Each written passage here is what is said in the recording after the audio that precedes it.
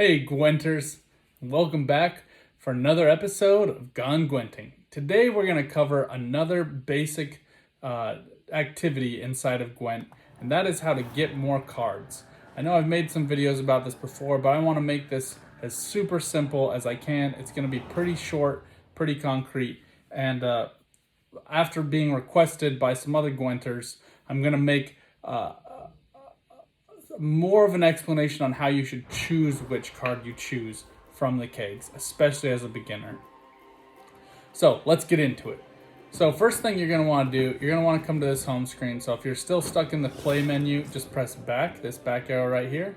And you're going to want to come to the home screen, and there's a couple of things that you're going to want to do. You're going to want to check to see how much resources you have, okay? So if you already have a keg, you can just click on the keg and it is going to take you into the keg opening screen. I do not have any. So when you have 0, it will actually take you to the store where you can buy some kegs. And we're going to get into that in just a second. But before we buy any kegs, let's talk about how you can get ore, which is the best way for a free-to-play player to buy kegs. Now, if you have money, you can buy kegs using money anytime you want. It can be a fun experience. Personally, I find Gwent to be one of the best free-to-play accessible games. You just have to get in there, play enough games to make it worthwhile, and Journey really helps with that.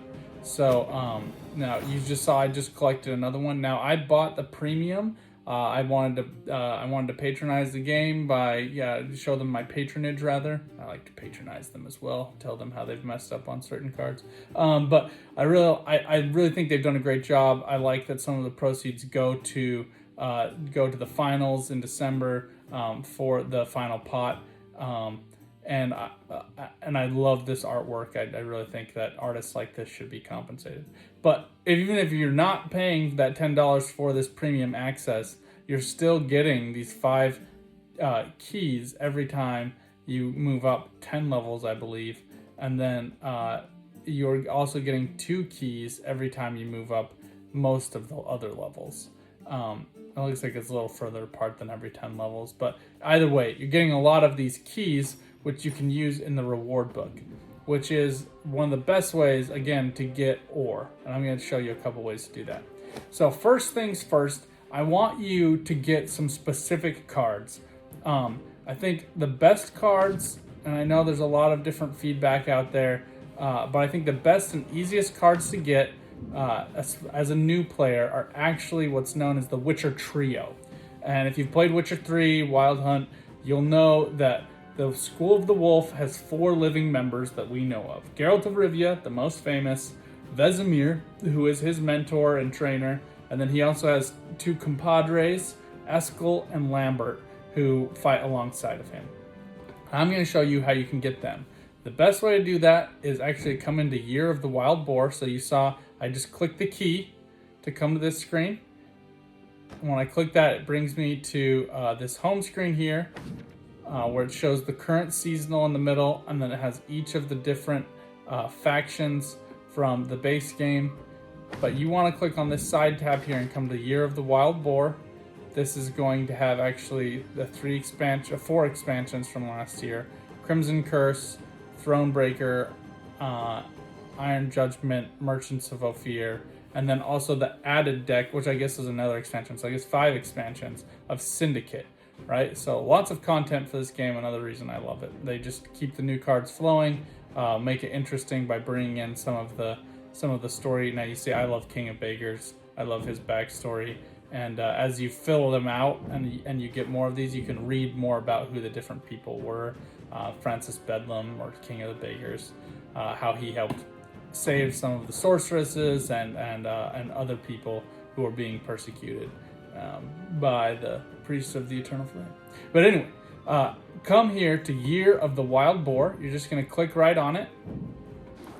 And I want you to focus on, now in reward trees, there are several things that you're going to do. So you're going to actually start back here. I've already claimed them all, but you're going to see different key numbers. And I'll show you a different one. I'll open some to show you exactly how to do it. I just want to show you where to focus first. You're going to see some of these just look like the ore. This is meteorite ore, and then this is the regular ore that you can use to claim your kegs, then this other meteorite power. Then when you click on some of these, you're gonna see how they have other rewards associated with them. And here you're gonna see, you start here.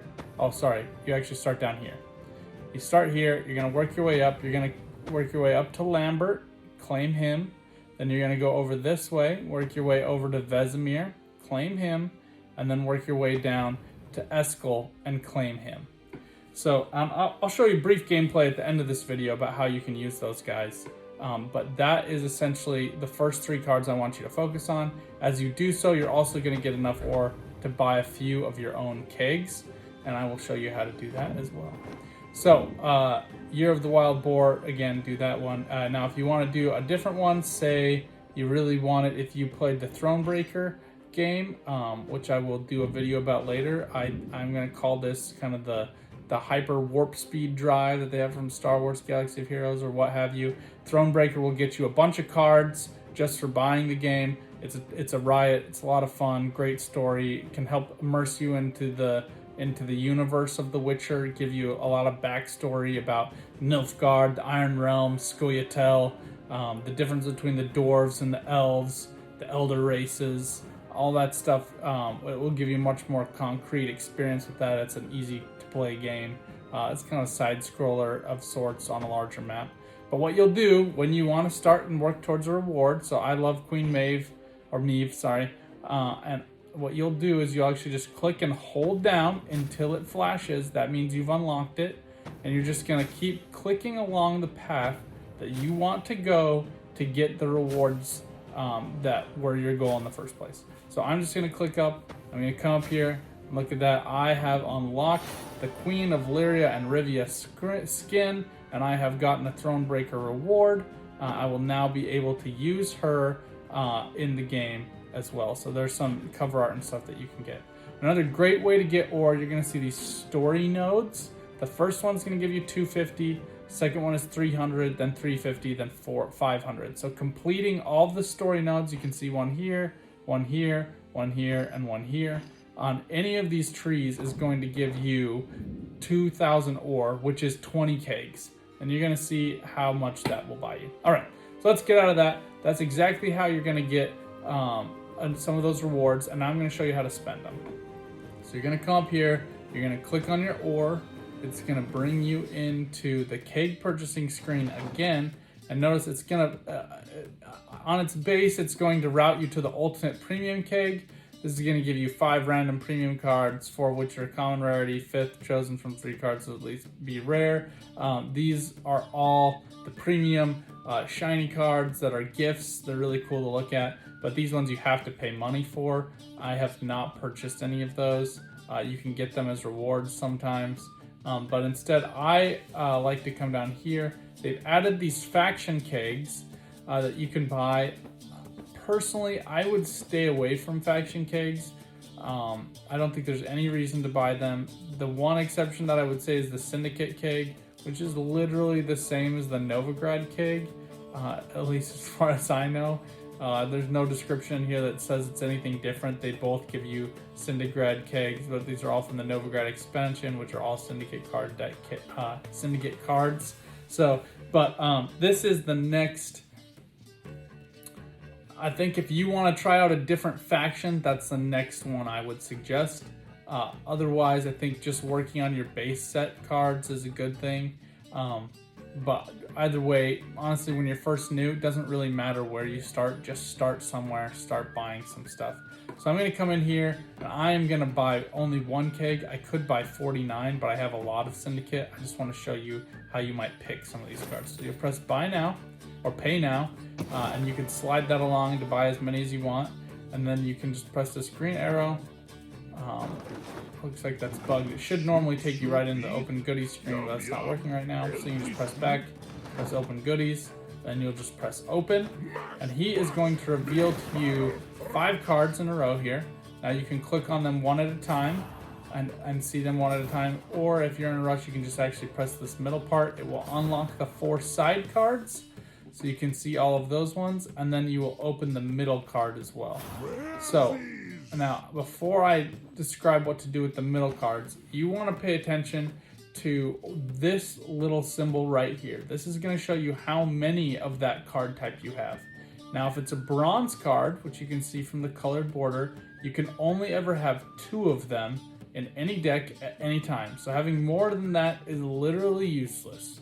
If it's a gold card, which it doesn't look like I got any of those here, but if you do pull a gold card, you can only have 1 of those in your deck at any time. So there's no reason to keep extra ones of those. Now you'll also notice over here for Sea Jackal and Arena and Draga that I also have this green symbol. That is the symbolized cards that I have an animated version of, a GIF version of that card.